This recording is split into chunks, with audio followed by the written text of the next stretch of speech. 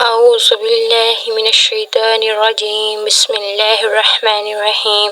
محترم ناظرین، آج آپ کے سامنے قرآن مجید کی ایسی دو آیات لے کر حاضر ہوئی ہوں۔ اگر انسان صدق دل کے ساتھ ان کا معمول بنا لے تو پوری زندگی کے اندر کبھی انسان کو نہ کوئی نقصان دے سکتا ہے۔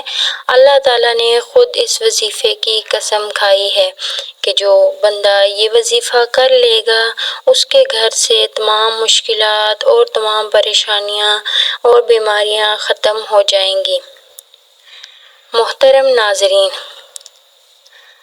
اگر کسی انسان پر اللہ کی جانب سے تنگ دستی آتی ہے تو سارا جہان اس کے پیچھے لگ جائے کہ میں نے اس کو نقصان پہنچانا ہے، سارا جہان اس کے پیچھے لگ جائے کہ یہ بھوکا مر جائے، سارا جہان اس کے پیچھے لگ جائے کہ میں نے اس کو ذلیل کرنا ہے۔ خدا کی قسم، اس دو آیات کے اندر اتنا راز چھپا ہے۔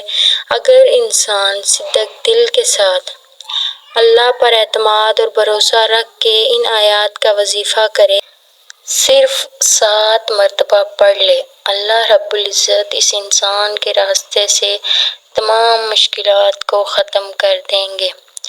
اپنے ہاتھوں پر یہ وظیفہ کر کے آزما کر دیکھو۔ قرآن پاک کے اندر داخل ہو جاؤ۔ قرآن پاک کے اندر ہر مشکل کا اللہ تعالیٰ نے حل رکھ دیا ہے۔ میرے نبی حضرت محمد مصطفیٰ صلی اللہ علیہ وآلہ وسلم جب معراج شریف پر گئے تو پہلے آسمان پر، پھر دوسرے آسمان پر، پھر تیسرے پر، اور جب 7ویں پر پہنچے تو سدرۃ المنتہا، ان کے آگے کوئی مقام نہیں۔ تو جب میرے نبی صلی اللہ علیہ وآلہ وسلم ادھر تھے تو ایک آواز آئی، ایک دروازہ کھلا ہے۔ تو میرے نبی جبرائیل امین اس وقت سدرۃ المنتہا تک پہنچے تھے۔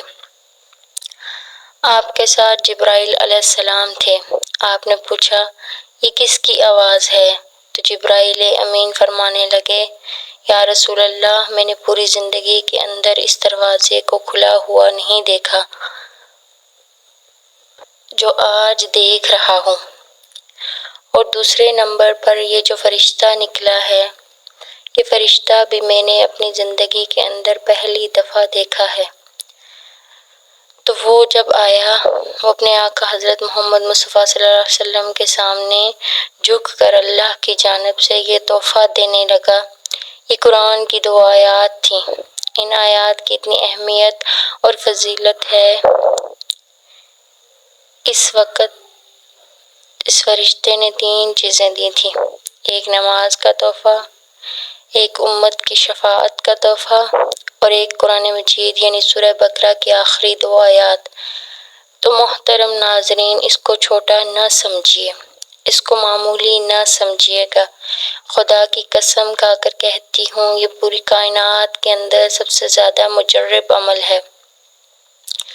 اس کے اندر طاقت ہے، اس کے اندر راز ہے، اس کے اندر گم سم ہو جاؤ، دنیا خدا کی قسم آپ کی ہو جائے گی، دنیا آپ کے قدموں میں آ کر گر جائے گی۔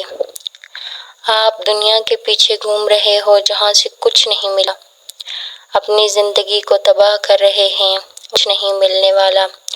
اگر ملنا ہے تو اللہ کے قرآن سے سورہ بقرہ کی آخری 2 آیات ایک دفعہ سماعت فرما لیں۔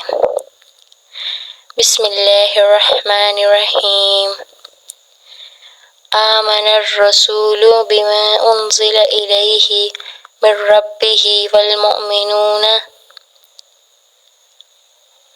کل آمن باللہ وملائکتہ وکتبہ ورسلہ لا نفرق بین احد من رسلہ وقالوا سمعنا وأطعنا غفرانک ربنا وإلیک المصیر۔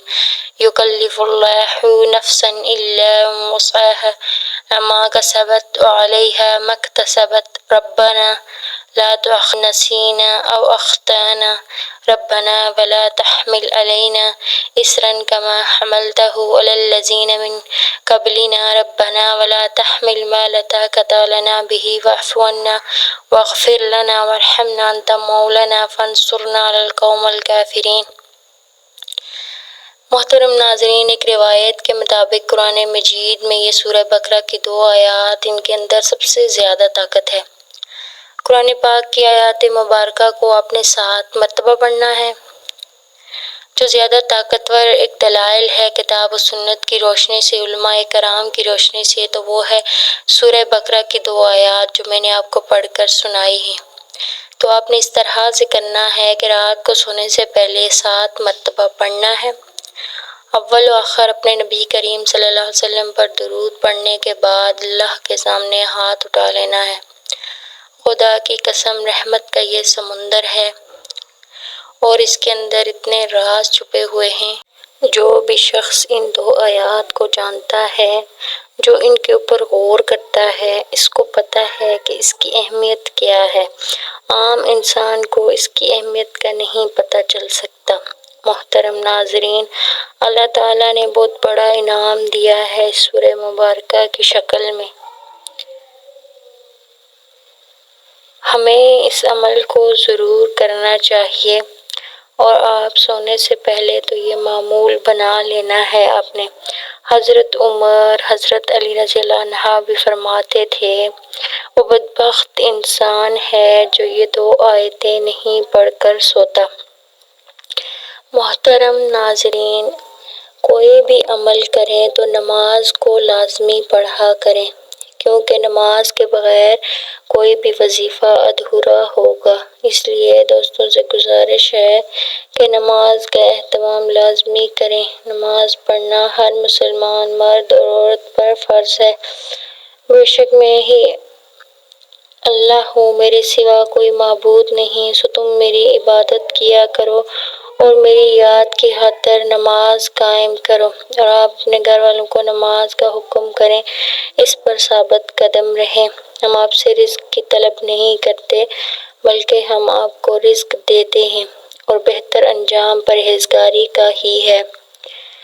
یہ اہل حق وہ لوگ ہیں کہ ہم انہیں زمین میں اقتدار دے دیں تو وہ نماز کا نظام قائم کریں اور زکوٰۃ کی ادائیگی کا انتظام کریں، اور پورے معاشرے میں نیکی اور بھلائی کا حکم کریں، اور لوگوں کو برائی سے روک دیں، اور سب کاموں کا انجام اللہ ہی کے اختیار میں ہے۔ قرآن کریم میں 100 سے زائد مقامات پر نماز کا ذکر آیا ہے، جن میں سے 80 مقامات پر صریحاً نماز کا حکم وارد ہوا ہے۔ درج ذیل آیات مبارکہ کے علاوہ اور بھی آیات ہیں جن سے نماز پڑھنے کا ثبوت ملتا ہے، مگر اختصار کے پیش نظر انہی پر اکتفا کیا جا رہا ہے۔ اللہ پاک ہم سب کو اس پر عمل کرنے کی توفیق عطا فرمائے، اور اس کو صدقہ جاریہ سمجھ کر دوستوں میں شیئر کرنا۔ دعا ہے اللہ تعالیٰ ہم سب کو دین حق پر چلنے کی توفیق عطا فرمائے، آمین ثم آمین یا رب العالمین۔